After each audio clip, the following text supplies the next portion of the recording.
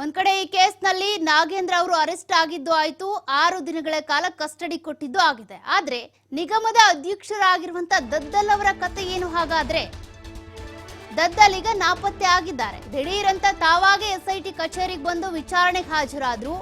ಅದಾದ ಬಳಿಕ ನಾಪತ್ತೆ ಆಗಿದ್ದಾರೆ ನಿನ್ನೆ ಸಂಜೆಯಿಂದ. ಹಾಗಾಗಿ ನಾಗೇಂದ್ರ ಬಂಧನದ ಬೆನ್ನಲ್ಲೇ ದದ್ದಲ್ ಅವ್ರಿಗೂ ಕೂಡ ಬಂಧನದ ಭೀತಿ ಎದುರಾದಂತೆ ಕಾಣಿಸ್ತಾ ಇದೆ. ನಿನ್ನೆ ಎಸ್ಐಟಿ ವಿಚಾರಣೆ ಮುಗಿಸಿ ಬಂದಿದ್ದಂತ ಬಸನಗೌಡ ದದ್ದಲ್ ಏನಿದ್ದಾರೆ, ಅದಾದ ಬಳಿಕ ಎಲ್ಲೂ ಕಾಣಿಸ್ಕೊಳ್ತಾ ಇಲ್ಲ. ಹಾಗಾದ್ರೆ ಎಲ್ಲಿ ಹೋದ್ರು?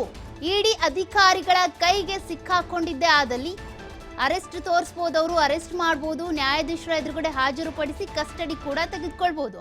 ಆ ಆತಂಕ ಇರೋದ್ರಿಂದಾನೇ ದದ್ದಲ್ ಎಸ್ಕೇಪ್ ಆಗಿದ್ದಾರಾ ಹಾಗಾದ್ರೆ ಅನ್ನುವಂತ ಪ್ರಶ್ನೆ ಸಹಜವಾಗಿನೇ ಮೂಡುತ್ತೆ. ನಿನ್ನೆ ಎಸ್ಐಟಿ ಅಧಿಕಾರಿಗಳ ಮುಂದೆ ತಾವಾಗೆ ಬಂದು ಹಾಜರಾದ್ರು. ಅವರ ವರಸೆ ಹೇಗಿತ್ತು ಅಂದ್ರೆ, ಎಸ್ಐಟಿ ಅಧಿಕಾರಿಗಳೇ ನೀವೇ ಬೇಕಿದ್ರೆ ನನ್ನ ಅರೆಸ್ಟ್ ಮಾಡಿಬಿಡಿ, ಆದ್ರೆ ಇಡಿ ಇಲಾಖೆ ಅಂಡರ್ಗೆ ಹೋಗಲ್ಲ, ನಾನು ಅವ್ರ ಕೈಗೆ ಸಿಗಲ್ಲ ಅನ್ನೋ ಆ ರೀತಿಯಾಗಿ ಮಾತನಾಡ್ತಾ ಇದ್ರಂತೆ ಅವರು. ಅಂದ್ರೆ ಪ್ಲೀಸ್ ನನ್ನ ನೀವೇ ಬೇಕಿದ್ರೆ ಇಲ್ಲಿ ವಿಚಾರಣೆ ನಡೆಸಿ ಅರೆಸ್ಟ್ ಬೇಕಿದ್ರು ಮಾಡಿ, ಇಡಿ ಅಧಿಕಾರಿಗಳ ಕೈಗೆ ಮಾತ್ರ ನಾನು ಸಿಗಬಾರ್ದು ಅಂತ. ಹಾಗಾಗಿ ಈಗ ಇಡಿ ಅಧಿಕಾರಿಗಳ ಕೈಗೆ ಸಿಕ್ಕಾಕೊಂಡ್ರೆ ತನಿಖೆಯನ್ನ ಫೇಸ್ ಮಾಡಬೇಕಾಗುತ್ತೆ, ಅರೆಸ್ಟ್ ಆಗಬೇಕಾಗುತ್ತೆ ಅನ್ನುವಂಥ ಕಾರಣಕ್ಕೆ ನಾಪತ್ತೆಯಾದಂತೆ ಕಾಣಿಸ್ತಾ ಇದೆ. ನಿಗಮದ ಅಧ್ಯಕ್ಷ, ಶಾಸಕ ಹಾಗಿದ್ರು ಕೂಡ ತನಿಖೆಯನ್ನ ಫೇಸ್ ಮಾಡೋದಕ್ಕೆ ಮಾತ್ರ ಬರ್ತಾ ಇಲ್ಲ. ಎಸ್ಐಟಿ ವಿಚಾರಣೆಗೆ ತಾವಾಗಿನೇ ಬಂದು ಹೋದ್ರು. ಆದ್ರೀಗ ಇಡಿ ಅಧಿಕಾರಿಗಳ ವಿಚಾರಣೆಗೆ ಹಾಜರಾಗ್ತಾ ಇಲ್ಲ, ಎಸ್ಕೇಪ್ ಆಗಿದ್ದಾರೆ. ಹಾಗಾಗಿ ಅವರನ್ನ ಹುಡುಕೋದಕ್ಕೆ ಈಗ ತೀವ್ರ ಶೋಧ ಕೂಡ ಮುಂದುವರೆದಿದೆ.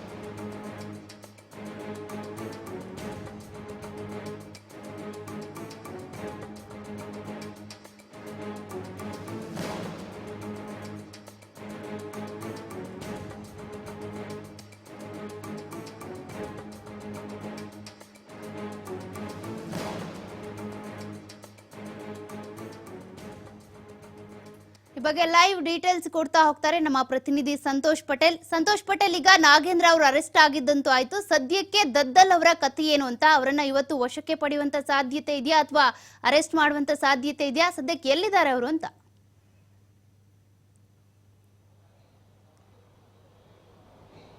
ಸೌಖ್ಯ, ಏನು ದದ್ದಲ್ ಅವರಿಗೆ ಈಗಾಗಲೇ ಹುಡುಕಾಟವನ್ನು ನಡೆಸ್ತಾ ಇರುವಂಥದ್ದು. ನಿನ್ನೆ ಎಸ್ಐಟಿ ಅಧಿಕಾರಿಗಳ ಮುಂದೆ ವಿಚಾರಣೆಗೆ ಹಾಜರಾದ ಬಳಿಕ ಅವರು ಮತ್ತೆ ಎಲ್ಲೂ ಕೂಡ ಪತ್ತೆ ಆಗಿಲ್ಲ. ಹೀಗಾಗಿ ದದ್ದಲ್ಗಾಗಿ ಹುಡುಕಾಟವನ್ನು ನಡೆಸ್ತಾ ಇರುವಂಥದ್ದು.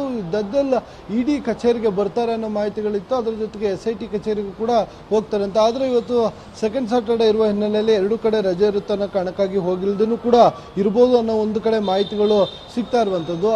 ಆದರೆ ಈ ಪ್ರಕರಣಕ್ಕೆ ಸಂಬಂಧಪಟ್ಟ ಹಾಗೆ ದದ್ದಲ್ ಅವ್ರನ್ನ ವಿಚಾರಣೆಯನ್ನು ಮಾಡಬೇಕು ಅಂತೇಳಿ ಇಡಿ ಅಧಿಕಾರಿಗಳು ಈಗಾಗಲೇ ಪ್ಲಾನ್ ಅನ್ನು ಮಾಡಿಕೊಂಡಿದ್ರು. ಅವ್ರ ಮನೆಯಲ್ಲಿ ದಾಳಿಯನ್ನು ನಡೆದ ನಂತರ ಸಿಕ್ಕಂತ ಡೀಟೇಲ್ಸ್ಗಳು ಮತ್ತು ಮಾಹಿತಿಗಳೇನಿತ್ತು, ಅವರ ಅಕೌಂಟ್ ಡೀಟೇಲ್ಸ್ಗಳಿರ್ಬೋದು, ಇಲ್ಲ ಅವರ ಆಪ್ತ ಬಳಗ ಏನಿತ್ತು, ಅವರ ಬಳಿ ಹಣಕಾಸಿನ ವ್ಯವಹಾರ ಆಗಿರೋದಿರ್ಬೋದಿತ್ತು, ಈ ಎಲ್ಲ ಮಾಹಿತಿಯನ್ನು ಕೂಡ ಈಗಾಗಲೇ ಇಡಿ ಅಧಿಕಾರಿಗಳು ಕಲೆ ಹಾಕಿರುವಂಥದ್ದು. ನಾಗೇಂದ್ರ ಕೂಡ ಬಂಧನ ಆಗಿರುವಂಥದ್ದು. ಇದರ ಬೆನ್ನಲ್ಲೇ ದದ್ದಲ್ ಕೂಡ ಇವತ್ತು ವಿಚಾರಣೆಗೆ ಬರ್ತಾರೆ ಅನ್ನೋ ಮಾಹಿತಿ ಇತ್ತು. ನಿನ್ನೆ ಎಸ್ಐಟಿಗೆ ಹೋಗಿದ್ರು.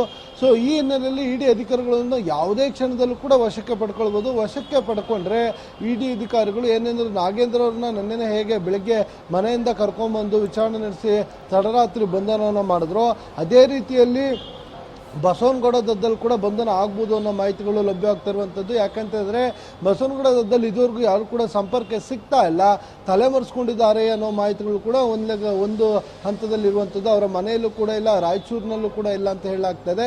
ಹಾಗಾದರೆ ಎಲ್ಲೋದ್ರೂ ದದ್ದಲ್ ಅನ್ನೋದು ಈಗಿರುವಂತಹ ಪ್ರಶ್ನೆ. ಹೀಗಾಗಿ ಇಡಿ ಅಧಿಕಾರಿಗಳು ಕೂಡ ದದ್ದಲ್ಗಾಗಿ ಹುಡುಕಾಟ ನಡೆಸ್ತಾ ಇರುವಂಥದ್ದು.